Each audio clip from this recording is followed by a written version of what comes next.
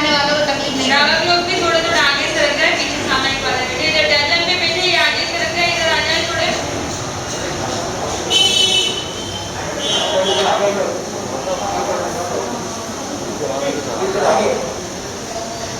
बोलो शांतिनाथ भगवान की। और कोई भी प्रवचन में डिस्टर्ब नहीं करे।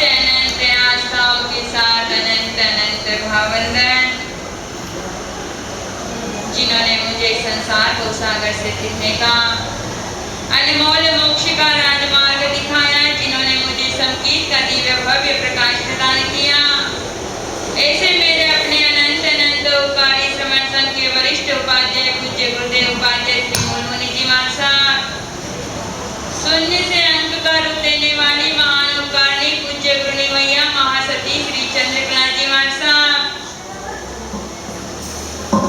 मेरे संयमी जीवन में सहयोग करने वाली स्नेहशील आत्म सहयोगी पूज्य बड़ी गुरुबेन प्रतिभा श्री जी महाराज साहब, इन पावन पवित्र आत्माओं के पवित्र चरणों में पवित्र भावों के साथ में वंदन एवं सभी छोटी गुरु बहनों का अभिनंदन।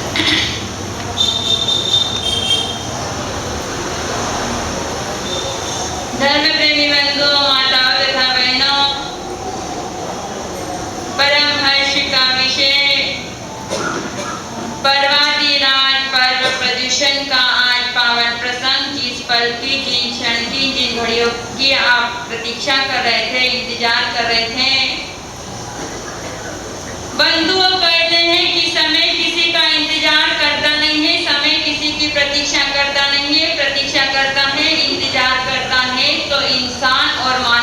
करता है। आज हमारे वह क्षण, वह पल, वह घड़ियां के समय यानी कि इंतजार के वह पल समाप्त हुए और पर्वती राज पर प्रदूषण ने हमारे हृदय रूपी मंदिर के अंदर आकर के आज दस्तक दे दिया है। कहा जाता है कि हमारी भारतीय परंपरा के अंदर, भारतीय संस्कृति के अंदर दो प्रकार के पर्व, जो अभी आपको हमारी छोटी गुरुवेन प्रेक्षा श्री जी ने बताया कि एक लौकिक पर्व है और एक लोकोत्तर पर्व है।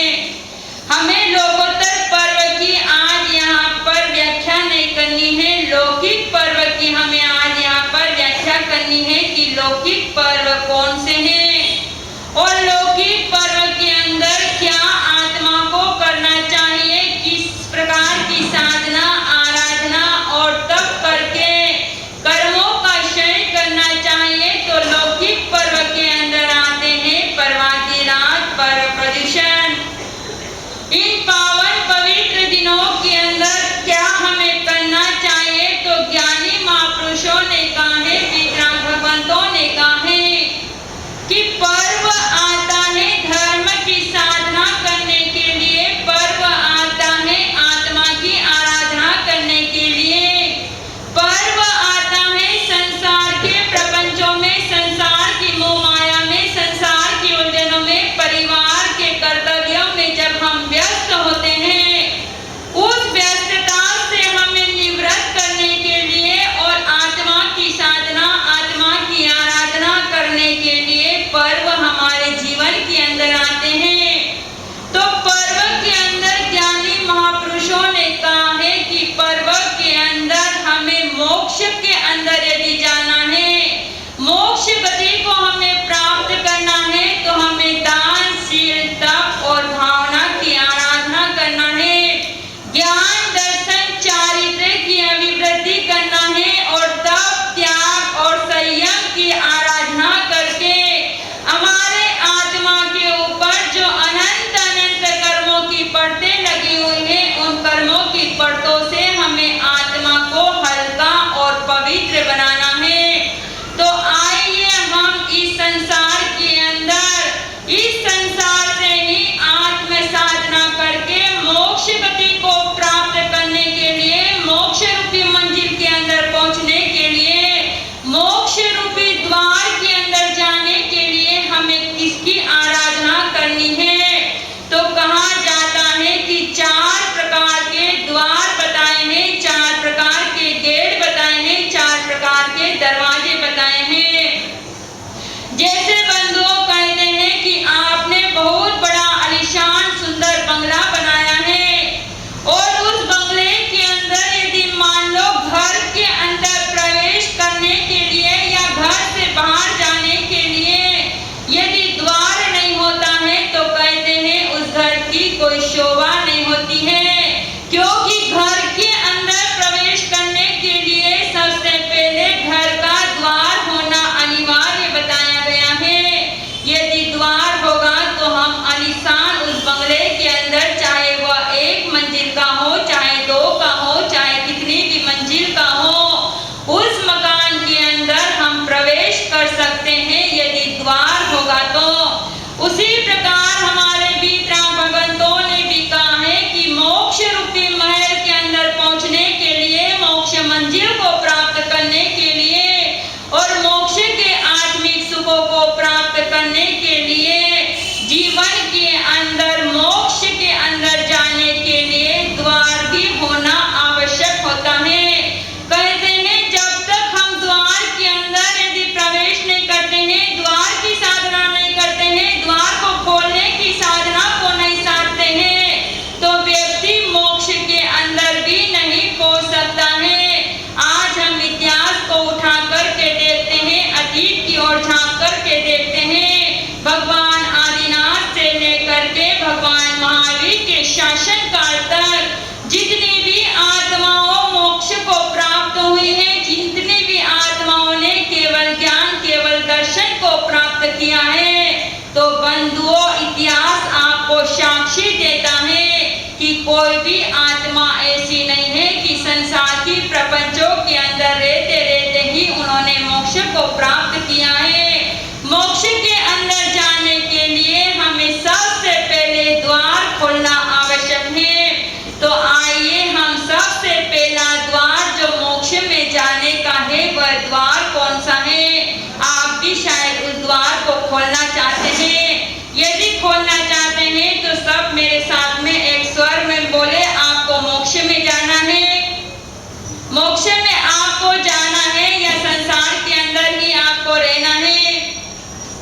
किसी की आवाज नहीं है, क्योंकि सबको अभी संसार के कर्तव्य पूरा करना है। अभी मोक्ष में सिर्फ हमको ही जाना है।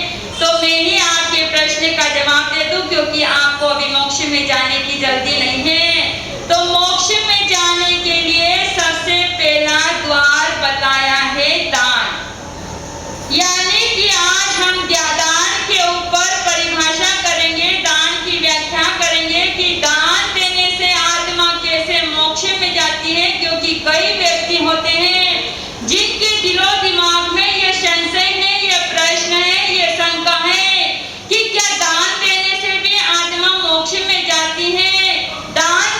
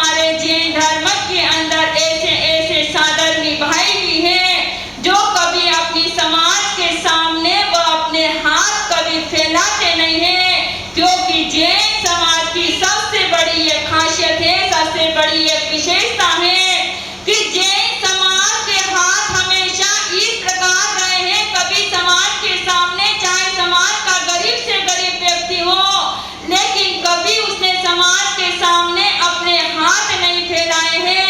यह कर्तव्य होता है समाज के उन दानवीरों का, उन करोड़पति श्रावक श्राविकाओं का कि जिनके पास में अथाह धन राशि है, उन्हें अपने धन का सदुपयोग अपने साधर्मी को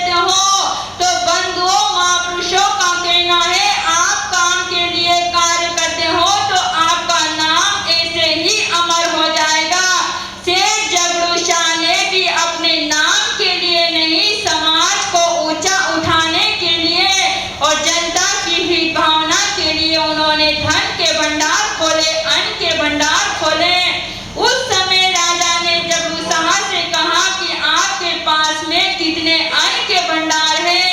मैं भंडार को खरीदना चाहता हूँ। यह बात सुन करके शेर जबूशाह के चेहरे पर हंसी आती है, मुस्कुराहट आती है। कहते हैं कि राजन, आप चाहे तो मुझे खरीद ले, आप चाहे तो मेरे भंडार में जितना भी धन है, जितनी भी संपत्ति है, आप सब पर अधिकार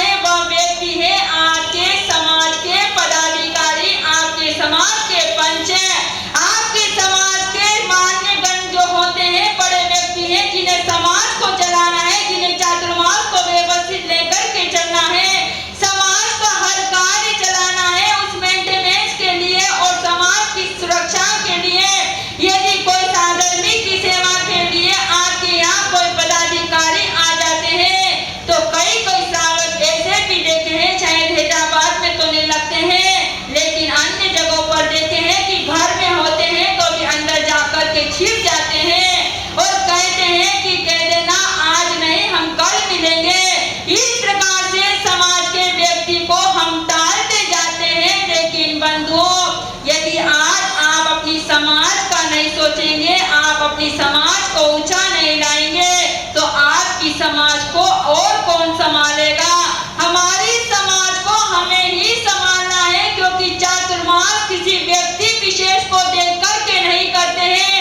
यदि साधु संत आपके गांव में आते हैं, आपके नगरी में आते हैं, तो सिर्फ किसी एक व्यक्ति के लिए नहीं आते हैं। साधु संत पूरी समाज के भरोसे पर आते हैं और समाज का हर कार्य संभालना प्रत्येक व्यक्ति का दायित्व है, प्रत्येक व्यक्ति का कर्तव्य होता है। और समाज के अंदर भी सबको हम यदि महत्व देंगे, सबको एक डोरी में बांध करके लेकर के चलेंगे और समाज के जितने भी पदाधिकारी हैं सबके विचारों में अपने विचार मिला करके चलते हैं, तो कहते हैं वह समाज कभी बिखराव के अंदर नहीं जाता है तो दूसरे प्रकार का याचक है।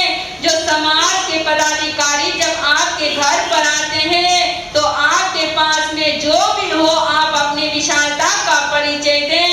आज पर्वती राज पर्व प्रदूषण का ये प्रथम दिवस और प्रथम दिवस के ऊपर हम आज मोक्ष में जाने के लिए दान रूपी द्वार की आराधना करेंगे। दान रूपी दान की आराधना करते हुए आज हम अपनी विशालता का परिचय देंगे, तो अवश्य हमारे जीवन के अंदर ये पर्वती राज पर्व प्रदूषण यहाँ भी आनंद और आगे भी आनंद मंगल की प्राप्ति कराएगा। आज विशेष करके जितने भी श्रावक श्राविका हैं सभी को अपने धन का सदुपयोग जीव दया, गाय रक्षा, गौ रक्षा, साधन की सेवा और समाज की सेवा के लिए करना है। ये बात अवश्य ध्यान रखें और दान पेटी लगी हुई है, कोई भी श्रावक यहाँ से आज खाली हाथ नहीं जाए। यदि पुण्यवानी का उपार्जन करना है, पुण्यवानी का बंद करना है और मोक्ष में जाना है तो हमें आज दान की आराधना करनी है। बस इतना कहते हुए मैं अपने शब्दों को यहीं